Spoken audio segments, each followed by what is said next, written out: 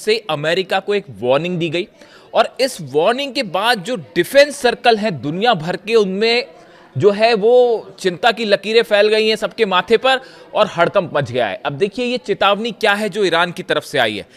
Iran का कहना है कि अगर अमेरिका ने ये इकोनॉमिक ब्लॉकेड, जो एक आर्थिक युद्ध छेड़ रखा है ईरान के खिलाफ, अगर ये जारी रहा, अगर किसी तरह के हमले ट्रंप ने फिर से किए, तो ईरान एक भूकंप वाला हमला करेगा।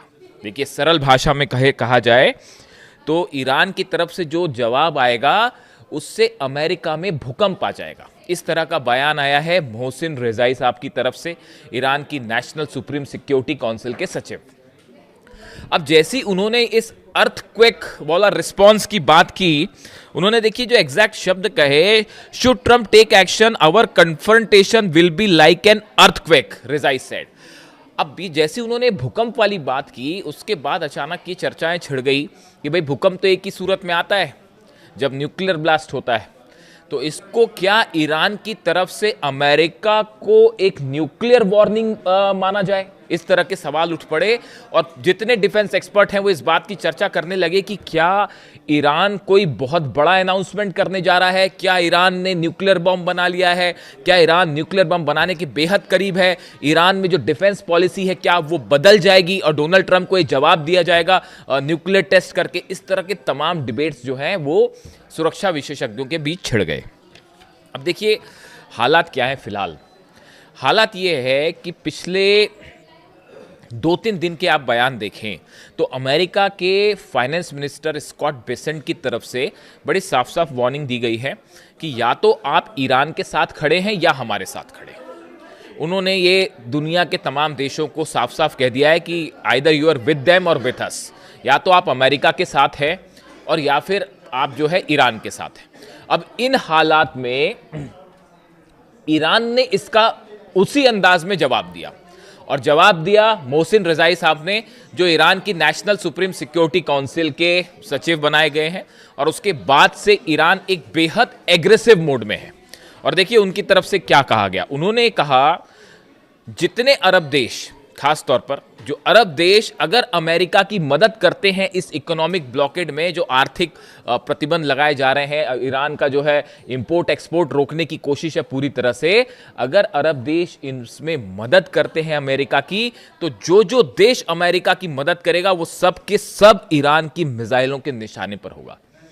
यानी जिस भाषा का इस्तेमाल अमेरिका के फाइनेंस मिनिस्टर ने किया, उसी अंदाज में मोहसिन रेजाई साहब ने जो है वो जवाब दिया है।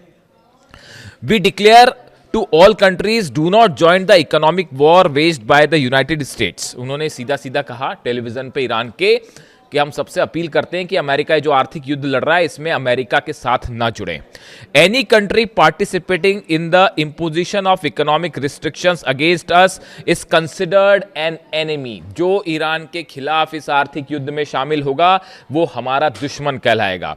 So far we have only targeted military bases, but if they want to impose economic sanctions on us, the United States has oil economic companies around Iran and elsewhere and we will strike them। देखिए सीधी चेतावनी है America को भी और अरब देशों को भी कि अगर आपने हमारे आर्थिक हितों को नुकसान पहुंचाया, हमारे खिलाफ इकोनॉमिक वॉर को आगे बढ़ाया, तो जितने अरब देश हैं वहां जितनी इकोनॉमिक कंपनियां, इकोनॉमिक फर्म्स हैं, यानी कि जो आर्थिक जितने इंस्टीट्यूशंस हैं अरब देशों में, तमाम प्राइवेट फर्म्स हैं अमेरिका की, उन सबको निशाना बनाया जाएगा। देखिए ये पहले भी हो चुका है। ईरान पहले भी जो है अमेज़न के ऑफिस पर हमला कर चुका है। इस तरह से अगर ये आर्थिक वॉर आगे बढ़ता है, इकोनॉमिक वॉर आगे बढ़ता है, तो अमेरिका के भी आर्थिक हित सुरक्षित नहीं रहेंगे और अमेरिकन कंपनी को निशाना बनाया जाएगा। बात नंबर 1। बात नंबर 2, उन्होंने कहा कि जितने ऑयल स्टेशंस हैं या ऑयल रिफाइनरीज हैं जो कि अमेरिका से जुड़ी हुई हैं अरब देशों की, वो सब के सब निशाने पर होगी। यानी आर्थिक जंग का जवाब आर्थिक जंग से दिया जाएगा और इसकी बाकायदा तैयारी भी कर ली है ईरान ने। देखिए मेरे हिसाब से जो सूत्रों से खबरें आ रही हैं, ये ज़्यादा दिन तक चल नहीं पाएगा। ये इकोनॉमिक जो एक ब्लॉकेड कर रखा है अमेरिका ने, ये ज़्यादा लंबा नहीं चल पाएगा। देखिए जो इन्फॉर्मेशन मेरे पास है ईरान से लेकर, ईरान से आई है जानकारियाँ ईरान ने अमेरिका का जो ये नेवल ब्लॉकेड है, खासतौर पर जो 20 जहाज खड़े हुए हैं अरब सागर में, जो कि ईरान से आने वाले जहाज़ों को रोक रहे हैं और ना ही किसी जहाज़ को अंदर जाने दे रहे हैं, अगर ये कंटिन्यू होता है 7 दिन से ज़्यादा तो ईरान की तरफ से इस ब्लॉकेड को तोड़ने के लिए प्रीएम्प्टिव स्ट्राइक की जाएगी। यानी कि जो एंटी शिप मिसाइल्स हैं उनसे इस पर हमले कर दिए जाएंगे और ये ईरान की तरफ से प्रीएम्प्टिव स्ट्राइक होगी। देखिए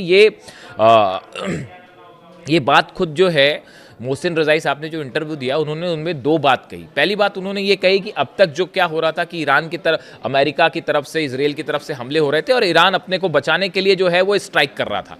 लेकिन अब ईरान की इस डिफेंस पॉलिसी में एक बड़ा चेंज है। ईरान को अगर ये लगता है कि कहीं हमारे पर हमला होने के लिए हथियार जमा किए जा रहे हैं या जहाज़ लाए जा रहे हैं और ये बात लग रही है कि ईरान पर हमला होगा, तो अब ईरान इंतज़ार नहीं करेगा हमला करने का, बल्कि पहले हमला कर देगा दुश्मन पे। ये बड़ा पॉलिसी चेंज है और इसके हिसाब से ये माना जा रहा है, इसीलिए जो कि मोहसिन रज़ाई साहब ने खुद ये बात कही, इसलिए ये माना जा रहा है कि अब ईरान अपनी तरफ से प्रीएम्प्टिव स्ट्राइक कर सकता है। तो अब 2 हालात बन सकते हैं, या तो अमेरिका के जो जहाज़ हैं सीधा उन पर हमले हो सकते हैं, खास तौर पर एंटी शिप मिसाइल। हमने देखा कि पिछले 48 घंटे में कई एंटी शिप मिसाइल्स फायर की गई हैं। जास्क आइलैंड से, बंदर जास्क जो इलाका है वहां से कई क्रूज मिसाइल्स फायर की गई, कई एंटी शिप मिसाइल्स फायर की गई। एक F-35 का भी मैं जिक्र कर रहा हूं बार बार, एक F-35 जेट था अमेरिका का, F-35A, वो एक जहाज को एस्कॉर्ट करके आगे ले जाने की कोशिश कर रहा था। शायद हॉर्मुज से किसी जहाज को अमेरिका पार करवाना चाह रहा था और F-35 उसको प्रोटेक्ट करने के लिए उसके साथ साथ चल रहा था। इस तरह की खबरें हैं।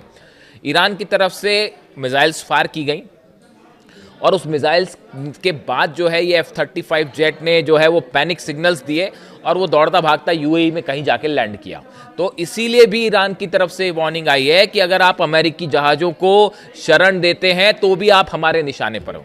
आप यूएई को लेकर देख लीजिए। यूएई में जो 2 हमले हुए, 2 बैलिस्टिक मिसाइल्स हमले का दावा किया था यूएई ने, ईरान का कहना यह फॉल्स फ्लैग ऑपरेशन था, हमने यूएई पर हमला नहीं किया।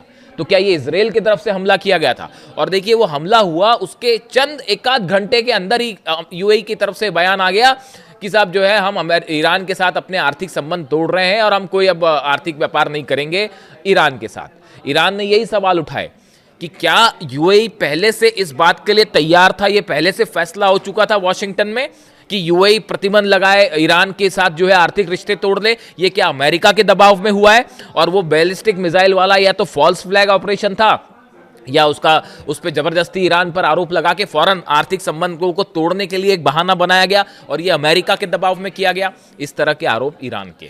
इसीलिए ईरान ने ये बात कही कि अगर आप इस इकोनॉमिक ब्लॉकेट को में शामिल होते हैं अमेरिका के साथ तो आप हमारे निशाने पर होंगे। और ये वार्निंग यूएई के लिए भी है खास तौर पर। यानी आने वाले दिनों में अगर ये ब्लॉकेट कंटिन्यू रहता है, जिससे बड़ा नुकसान हो रहा है चीन को भी, ईरान के ऑयल को भी, पूरी दुनिया में अगर ये कंटिन्यू होता है तो अरब और ईरान के बीच एक बड़ा आर्थिक युद्ध छिड़ सकता है और एक बार फिर इकोनॉमिक फर्म्स जो हैं वो ईरान के निशाने पर होंगी। इससे जुड़ा जो भी अपडेट होगा आप तक पहुंचाऊंगा। वीडियो कैसा लगा कमेंट करके जरूर बताएं। Thank you so much.